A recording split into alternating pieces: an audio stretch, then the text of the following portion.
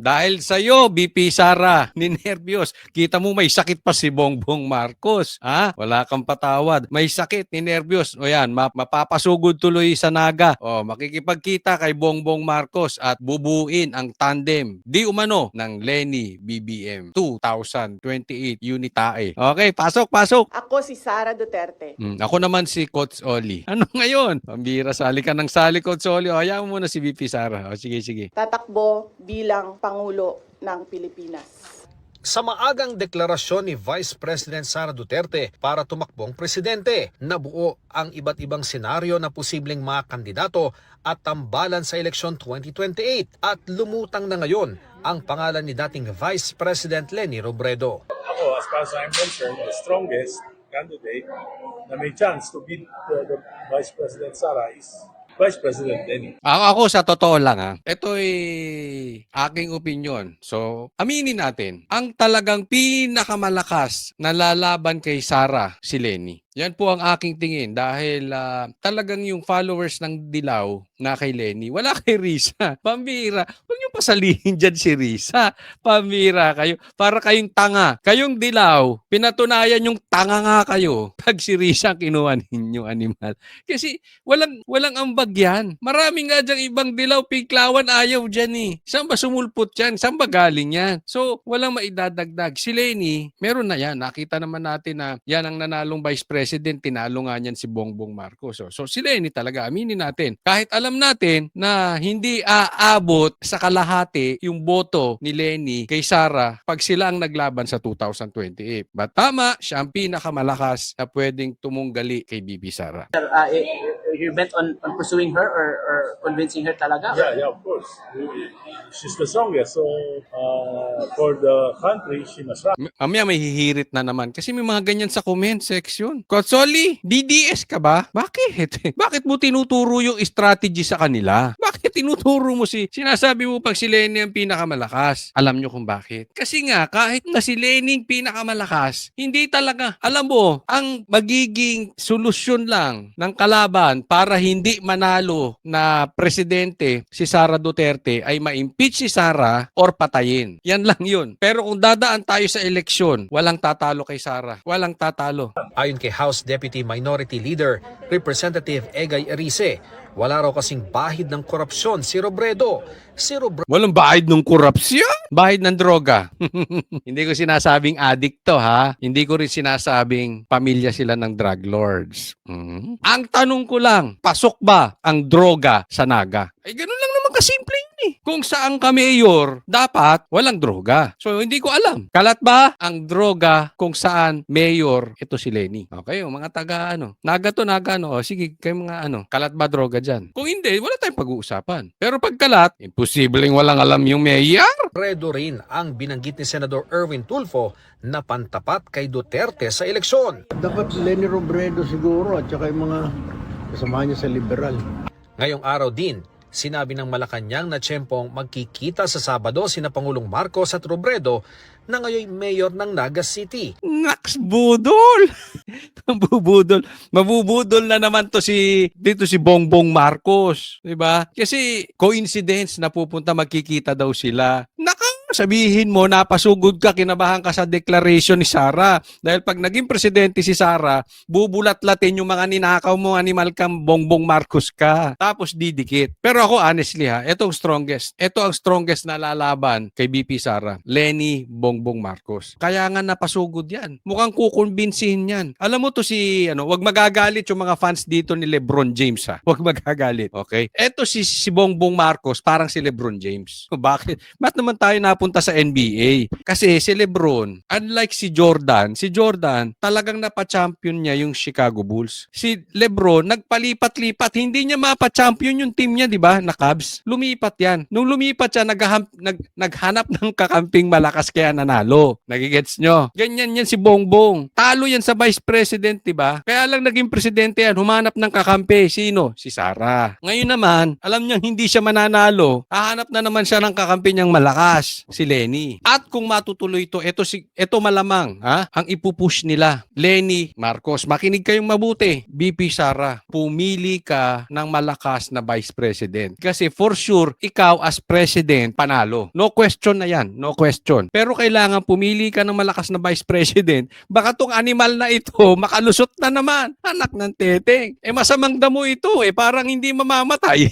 Ito si Bongbong. Baka pag ito tumakbong Vice President, ito sa akin lang. Sakit sa ulo to. Kaya ang piliin mo yung malakas. Ikaw na, Sar. Kayo na mag-suggest. Sino sa tingin nyo ang dapat Vice President ni Sara? Kung tatakbo man si Bongbong Marcos na Vice President. Presidente, wala na tayong pag-uusapan. Kahit sino ilaban dyan, talo. Ako, suggestion ko lang. So, si Bongbong ang kalaban. Pumili kayo ng maganda si Marcoleta, si Cayetano, si Escudero, yung mga abogado matatalino. Tapos magdedebate, panbihira. Magmumukha na namang bobo. Magmumukha na namang bobo to si Bongbong Marcos. Pero I'm sure, itaga nyo sa bato. Hindi ito lalaban sa debate. Hindi ito bakla ito si Bongbong. Duwag yan. Sige, tuluyan natin. Kaugnay ng Oplan kontra Baha roon. Nag-post din si Robredo na ininspeksyonan niya ang pupuntahang lugar ng Pangulo para bisitahin ang flood control efforts ng gobyerno. Baka lang wala ako sinasabi. Baka naman ang pupuntahan ni Bongbong dyan, droga. Ay naku, ano na naman yung naiisip mo, Consoli? Ba't ka dyan nag-i-inspeksyon ng mga ang inspeksyon ninyo sa Ilocos Norte, marami daw ghost projects, doon ka mag-inspeksyon. Tanong kay Palace Press Officer Claire Castro, may pag-uusapan pa bang iba ang Pangulo at si Robredo? Yan ang abangan nyo. Naks, may paduda pa siya. Ang tawag namin sa ganyan, paduda. May pag-uusapan ba sila? Yan ang abangan. Yun lang po ang ating, yun lang po ang binigay na impormasyon. Dahil nga po ang pinasisimulan nga po ng Pangulo itong Oplan kontra Baha at isa sa mga lugar na kanyang pinatutukan ay ang Naga City. So, yun lamang po. Baka baha sa droga. hindi ko sinasabing basa droga. Baka lang. Kaya tinatanong ko, may droga ba dyan? Dahil kasi dyan pupunte. Alam mo naman yung si Bongbong, hindi naman nagpupunta yan doon sa may mga baha talaga. Hindi naman talaga doon sa may mga ghost projects. Kasi dapat kung may mga baha ang pupuntahan, dapat puntahan niya yung Ilocos Norte. Oo, doon may problema Ano pang pag-uusapan nila, abangan na lang po natin. Napo na rin na nakasuot si Castro kanina ng pink, ang kulay ng kampanya ni Robredo noon. Nice. That signals na nililigawan talaga ng administrasyon si dating Vice President Leni Robredo. Ikaw naman, nagsuot lang ako ng pink pero naagad mali siya. Nililigawan daw ni Bongbong si Lenny. Ako lang, ito lang payo ko, okay? Maaring makinig kayo, hindi kayo makinig, pero sa yellow pink, pipili kayo ng kandidato. Sana hindi yung duwag at sana hindi yung pipi. Huwag kayong kukuha ng kandidato nyo na pagka-presidente o pagka-vice president na duwag, bakla at pipi. Huwag po. Bakit? Kasi magagaya kay Bongbong Marcos. Ang gusto ng taong bayan, yung hinaharap ang problema ng Pilipinas, nagbabalita patungkol sa Pilipinas, yung nakikipag-usap sa press para nakikita ng taong bayan ano ang plano ng gobyerno. Hindi nakatago sa palda ng spokesperson. Hindi duwag. Marunong sumagot. Hindi uutal-utal. Hindi takot sa debate. Kaya importante sa presidente at vice president candidates na marunong sa debate. Kasi pag yan uurong sa debate, asahan ninyo hindi haharap sa media yan. Ano mangyayari? Kukuha na naman yan ng spokesperson na tagapagsalita na attack dog. Di bali kung presidente, I'm sure naman hindi mananalo. Kaya lang yung vice president, wag. Gusto nyo ba yung nangyayari ngayon? Ni hindi nyo makita yung presidente? Ni hindi mo alam kung anong nasa isip? Kung droga lang ba o droga? Droga ng droga. Kung anong nasa isip Bakit? Puro si Claire nagsasalita. Di ba? Di dapat si Claire na lang. Kaya nga ganun pala. Ba't hindi kaya si Claire na lang ang patakbuhin nating presidente para sa Pinklawan o vice president? Total siya rin na magsasalita. Di siya na rin. Ikaw na lahat. Di ba? Maganda ba yung suggestion ko? Ikaw na lang, Claire, ang tumakbo. Total ikaw nakikipag-usap Total ikaw ang magaling. Total ikaw ang laging tama. Di ikaw na. Ano pang papel ni Bongbong Marcos? Pera-pera. Taga-tago ng maleta. Taga-chup-chup ng droga. Hindi ako nagsasabi niyan yung kapatid mo, adik ka raw. Ano mang ginamit na term na adik? Hindi bangag Kasi yung bangag, pwedeng bangag ka ngayon, bukas hindi ka na bangag Lulong, yun ang ginamit. Yung lulong, talagang yan. Talagang araw-araw, droga harap niyan. Wala po. Matatandaang noong Oktubre 2024, nagkaharap na rin. Pero etong picture na yan, ha? Yung picture na yan. Yaan ang picture ng kain suka. Yaan ang picture ng kain tae. Alam mo, may mga nagsasabi nga, yung sakit ni Bongbong, di umano sa colon.